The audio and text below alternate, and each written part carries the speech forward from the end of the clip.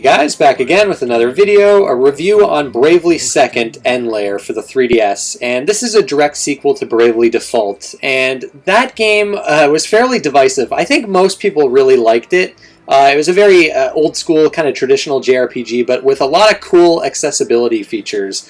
And I have a review of that game, an impressions video of that game on the channel, and I really liked that game.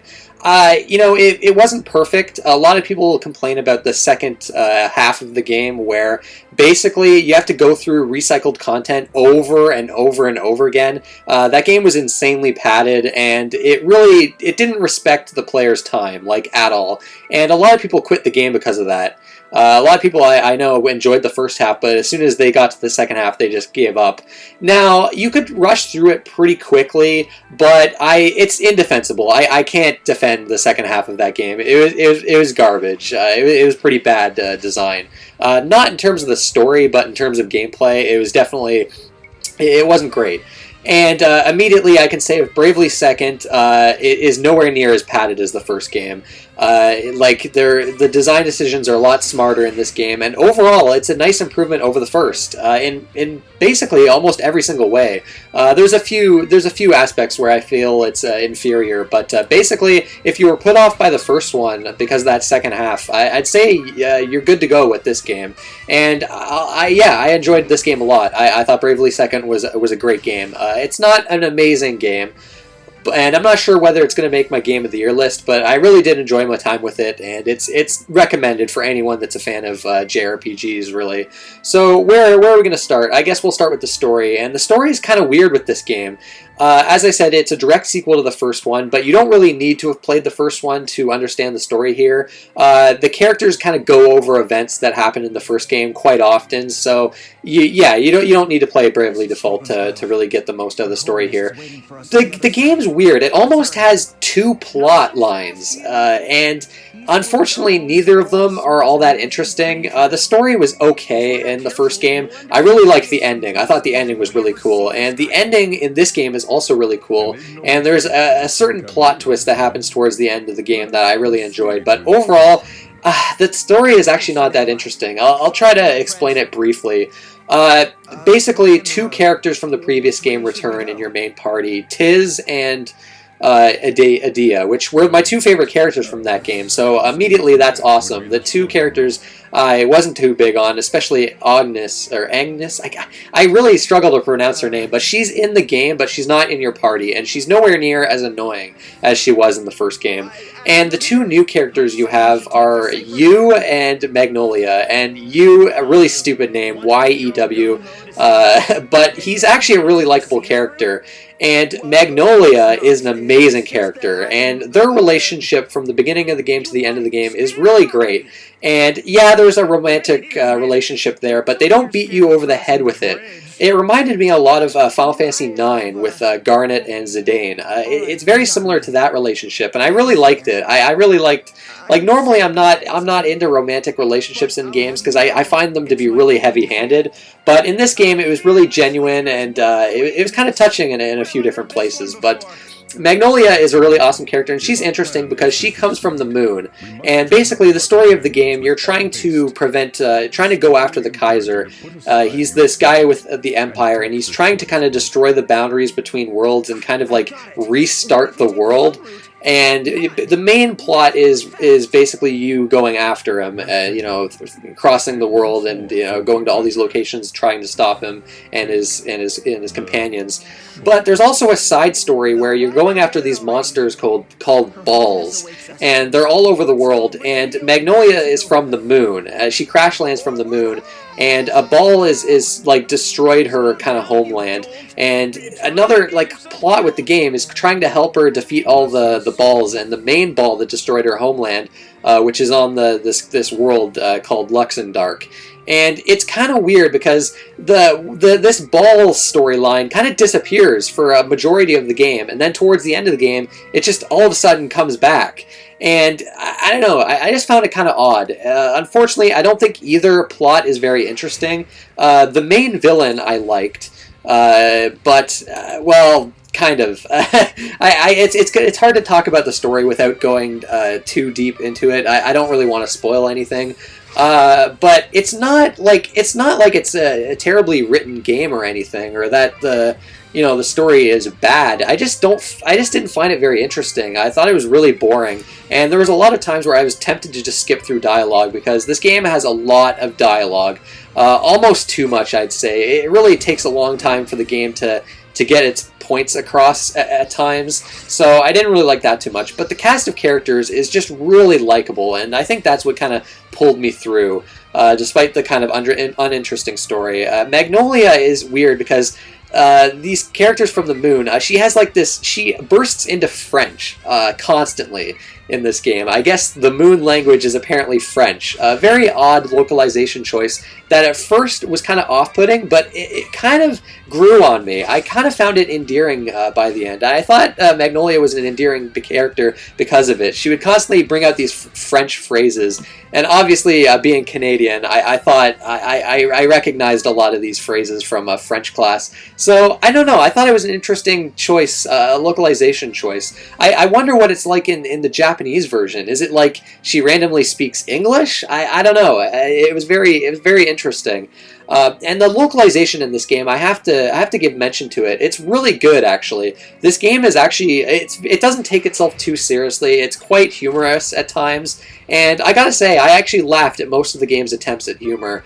It doesn't hit all the time. There are some times where it just comes across as like cheesy and lame, and there's a lot of puns. This game's got way too many puns, but the localization is just really, it has a lot of character to it. There's a lot of life to it, and all the characters are just really well defined. So yeah, I got to give props to the localization. It's really well done.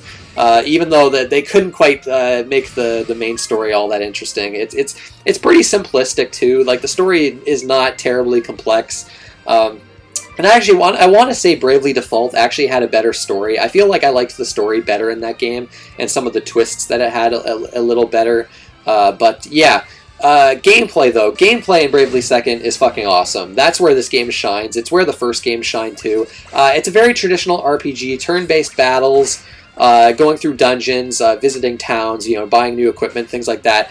But the job system is what makes this game so much fun. The job system is pretty similar to what it was in the first game, where each character gets job points in battle, and you basically have different jobs that each character has, and they'll learn different abilities.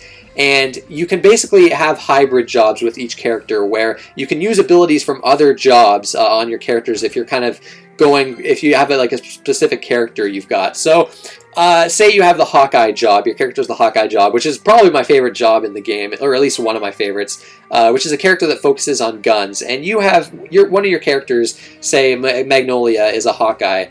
But before you chose Hawkeye, you were leveling up the Black Mage job. You can basically take skills from the Black Mage and apply it to the Hawkeye.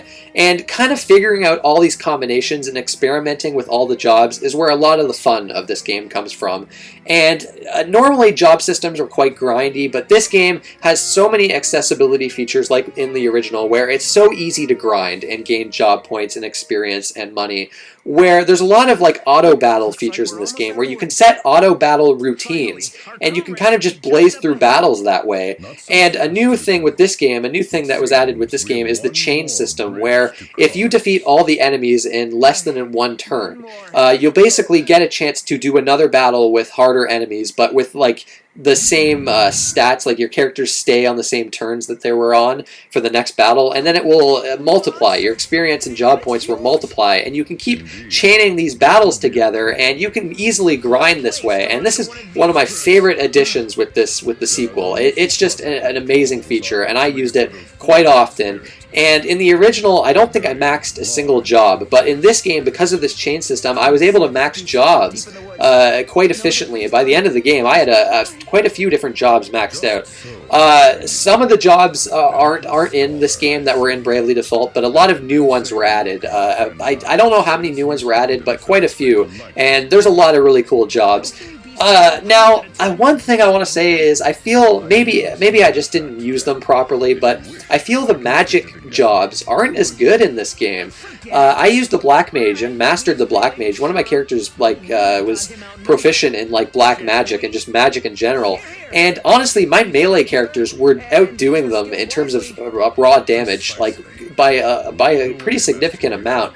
And not only that, the really heavy-hitting spells use up so much mana that you can't really use the magic all that much. Eventually, I did get an ability that would kind of replenish my MP quite often in battles, but even still, like, magic was just never as powerful as the melee classes. So that was a bit of a bummer, but maybe I was playing it wrong. Maybe I just wasn't figuring out the right job combinations to really get the most out of, like, the black magic classes. Now, the way you unlock jobs is a little bit different in this game than the first game, where basically you have a bunch of different side quests you can find, and then the main quest. And the side quests are like these blue exclamation points on the map. And basically, the side quests, you have to kind of side with certain characters. And all of these characters, basically all of them, are returning characters from the previous game. And it is cool to kind of see what these characters have been up to in the past, like, 2 years. I think there's like a 2-year gap between the two games. And these side quests are kind of weird. Most of them are really boring, like with the main quest. I was very tempted to skip through a lot of the dialogue. But you have to make a choice at the end of these quests, and depending on which choice you make, you fight one of the two characters, and fighting a character will give you a certain job. So you have to kind of choose between two different jobs. And a lot of the times, the choice that I would have personally made in real life was the choice that matched up with the job that I wanted. So a lot of these quests, I actually went with story choices that I didn't really want to go with, just because I wanted the certain job. So that was a little weird. It's a little weird how that's handled.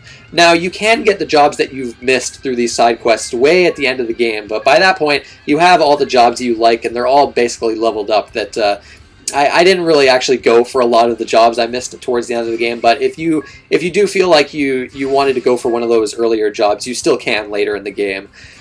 So, in a way, I think this adds replay value, and I kind of like it. I kind of like that you kind of have to choose between two jobs. It really makes your choice matter. You really have to take into account which job it does and which job you really want for your characters. So that kind of structure I kind of liked, even though the story implications of it and the way that you basically are forced to do different decisions is kind of annoying. But yeah, it wasn't too bad.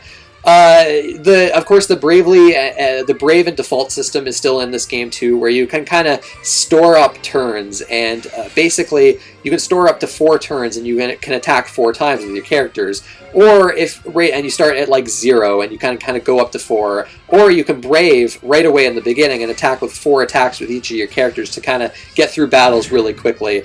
And that's very helpful for random battles up until the ending of the game, where the enemies get too strong, where you have to really be careful with your battles. But for boss battles, you obviously can't go into the Brave state right away. You got to actually use the default. And the default basically makes all your characters defend, which I've said this in my previous impressions video. I love how this game actually makes defend a useful command. Like so many RPGs, the defend command is so fucking useless, but this game they were able to make it useful. And the Brave and default system is still awesome. There's still so many options with battles that the battle system is just so much fun. It's really fast. You can speed up all your actions. You can fast forward battles. There's a lot of other accessibility features too, where you can turn off random encounters, you can increase random encounters, and this is amazing for me because a lot of these dungeons have kind of annoying puzzles, and if I was getting too annoyed with the puzzles, and the puzzles in combination with the random counters, I could just go, oh, right, I could just turn off the random counters completely, and then I would get to a save point before the boss, and I would turn it to plus 100, so I could kind of level up and get all the experience that I would have missed out on. So yeah, that kind of feature is amazing, where you can kind of you can also kind of tailor the experience to how you prefer. So if you want a hardcore RPG experience, you can turn that random encounter rate all the way up, and also turn the game on hard mode. So yeah, if you want a challenge, it's there, but if you want to also make the game quite easy for yourself, you can do that too by lowering it to easy mode and kind of lowering the encounter rate. I thought the default encounter rate was actually a little too high. I thought the minus 50 was good for me personally, and then I do a little bit of grinding every time I reached a save point in dungeons. Dungeons themselves are kind of simple. They're almost maze-like. You're basically going through a lot of like maze-like environments, but you can easily see the map on your bottom screen and where you're going, so that's good. Light puzzle-solving elements, like I mentioned. Nothing too crazy, but nothing too annoying either. Now, the world and environments that you're exploring in this game are all recycled from Bravely Default, and that's one of my disappointments with this game. I kind of wish that instead of a direct sequel, they just had a new game with different characters and new locations. So, yeah, the game's a bit lazy. You can tell they cut a lot of corners, and the budget wasn't very high on this game. And I think that's where they saved a lot of time and effort, is on these environments. So yeah, that was kind of a bummer, kind of going through the same environments over and over again. But at least this game is not padded like the original game. Towards the end, I gotta say though, I thought there was like 3 different occasions where I thought I was fighting the final boss, and nope, the game just kept going. It took me 46 hours to beat the game, so it's a pretty lengthy RPG, but not as long as the Bravely Default, which took me like over 60 hours. Challenge-wise, on the normal mode, it's got just the right of challenge for me. Now, obviously, if you grind out jobs and experience, you can really make the game easy, but I thought like the first half of the game was fairly challenging. The bosses, you really had to pay attention and really use the battle system to its fullest to beat them. But towards the end of the game, as I started mastering some of the jobs, it got easier and easier, and the final boss was actually a bit of a joke. The first form of the final boss is annoying because he has a move that one-hit KOs your entire party, and I didn't know he had this move. So yeah, I got a game over immediately, and you basically have to attack the boss like quickly. Like, you really have to deal as much damage as you can as early as possible before he brings out that move. There's a lot of cool online elements with this game too. Like in the first game, you can summon friends, whether they're local or through the internet, and you can kind of summon them, like their different attacks that they have, and that can be a little cheap. You can do like a lot of damage with your friends' attacks. There's the Bravely Second mode, where basically you can break through the damage limit of 9,999, and that's where you can use a lot of the really powerful abilities from friends. There's like this base building feature in this game where basically you can kind of fight balls through this mode, and you're basically you have like a population, like a village population. There was a feature kind of similar to this in the original game where you're kind of upgrading facilities, and the more you upgrade facilities, the more bonuses you get. You might get some new overdrive type abilities for battle, or you might get new items that you can buy in a shop. Or you can get new abilities for your specials, and this is a whole other feature of this game where you can kind of, each character has their own special abilities, and you can kind of charge these special abilities with different, there's different ways to kind of charge these special abilities. If you attack like 10 enemies in battle, you might charge up one of your special abilities. And these special abilities do a lot of damage, and they kind of provide buffs to your characters in battle. And basically, a certain song will play when you do these abilities, and all your characters will have like physical attack plus 150. So you have kind of like a time limit to get out your most powerful attacks when you use these abilities. So that's like this whole other feature of the game that's really cool. And you can kind of customize which specials you want your characters to use and what abilities, like what these special abilities are going to do. For instance, for offensive abilities, you can have them basically stop enemies or poison enemies. So there's a lot of customization there with the special, like the whole special system. And I think a lot of people will probably just ignore it, but it's actually pretty useful. If you really dive into that, you can really get a lot out of it. So yeah, there's a lot of different systems in this game. It can be a bit overwhelming at first if you haven't played the first game, but once you kind of understand how everything works, it's just a blast. The game is just really fun to play. It's it's an old school JRPG, but it's got all these modern touches to it that I really adore. Really top notch stuff. Like, there's really not much to complain about with the gameplay, honestly. Like, it's just a nice improvement over the first in almost every single way. Really, the recycled environments are the only thing I could really say negative about it. Visuals, it looks amazing. It's got this great look to it. It's kind of hard to describe what it looks like, but it looks fantastic in 3D. The character faces I'm not too big on. Like, the character models themselves I like, but the characters all have weird eyes and mouths. I don't know, it's kind of odd. It's almost chibi art style, but not quite. The environments are gorgeous looking, though, and the world itself is great. like really, probably one of the better looking 3DS games. It's not a huge improvement visually over the first one. In fact, it might not be an improvement at all, but it's got a good look to it. Almost like a hand-painted look to it. Like a lot of the environments have like this kind of hand-painted look to it, and the sense of scale in this game is really cool as well. Audio, there's voice acting, it's all good. The voice acting's quite good. Music, I've heard a lot of people say they don't like the music in this as much as the first one, and a lot of people think the first one has like one of the best soundtracks of like the last generation. I gotta say, I remember Mr. RPG Crazy was saying the music in this game is actually really good, and that was kind of contrasting opinion compared to a lot of people. But I agree with them. I think the music in this game is fucking awesome. Now, there's a lot of songs that are from Bravely Default, but a lot of the new songs I really liked. I thought they were really catchy, and they kind of get stuck in your head. A lot of the boss themes are really cool. I don't know. I don't know what people are talking about with the soundtrack being underwhelming. I thought it was really good. I don't know. Maybe I'm kind of predisposed to JRPG soundtracks, but I don't know. I thought it was a pleasant surprise. I don't know whether I'd say it's better than the first game, but it's really good. It's really phenomenal. But yeah, what else? I mean, I guess that's about it. I'm probably missing a few things, but yeah, if you like JRPGs, go out and get it. I don't think you really need to play the first one to get a lot out of this. If you like job systems, I think you'll love it here. It's one of the best implementations of it. I still kind of prefer FF Tactics. I think job systems just work the best with strategy RPGs, oddly enough, but it's still really enjoyable here. Yeah, a great game. I don't know if I would say it's amazing. Like with the first one, I probably enjoyed it. I definitely enjoyed it more than the first one, but yeah, certainly worth picking up.